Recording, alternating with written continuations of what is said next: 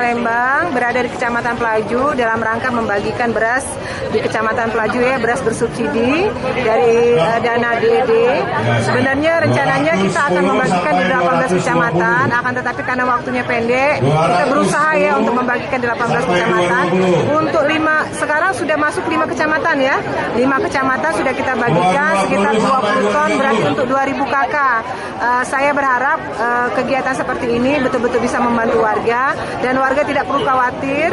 Data-data yang menerima bantuan juga sudah jelas, sudah kita atur sedemikian rupa supaya tidak terjadi penumpukan warga.